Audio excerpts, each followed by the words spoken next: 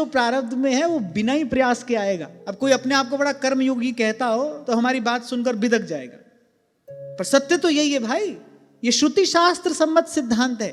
फिर कोई प्रश्न करेगा तो आप क्या करें, हाथ पर हाथ जड़कर बैठ जाएं? ना ना ना, हम ये नहीं कह रहे। हम कह रहे हैं प्रयास करिए, पर जो वस्तु प्राप्त करने के लिए मनुष्य का शरीर मिला है उस वस्तु को प्राप्त करने के लिए प्रयास करिए। जो काल की इच्छा से स्वयं आ जाना है उसके लिए हाथ पैर मारने की कोई आवश्यकता नहीं है। जैसे कोई भंवर में फंस जाए, बड़ा अच्छा तैराक है पर भंवर में फंस गया, अगर भंवर में हाथ पैर चलाएगा तो भंवर में और अधिक फंसेगा।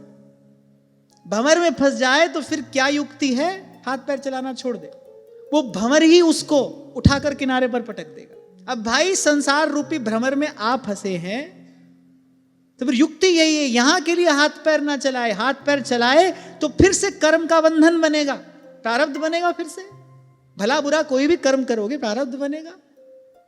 तो ये तो बिल्कुल नहीं कहा जा रहा है कि हाथ पर हाथ धरकर बैठना है, ना ना, पर उस विशेष वस्तु को, उस परम वस्तु को प्राप्त करने के प्रयास में लगना है।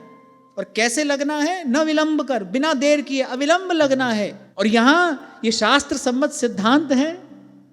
उसने कहा इच्छा ना होने पर भी मृत्यु आती है, इच्छा ना होने पर भी बुढ़ापा आता है, इच्छा ना होने पर भी रोग आता है, इच्छा ना होने पर भी हानि होती है, इच्छा ना होने पर भी अपमान हो जाता है, अपयश मिलता है। बोले उसी प्रकार इच्छा या संभावना न होने पर भी बोले आयु, लक्ष्मी, यश, ऐश्वर्य आदि भोग भी मिल जाते हैं।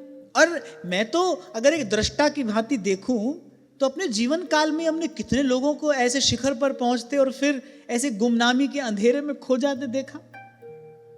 तो इससे ये बात समझ में आई कि मनुज बली नहीं होत है, समय होत बलवान।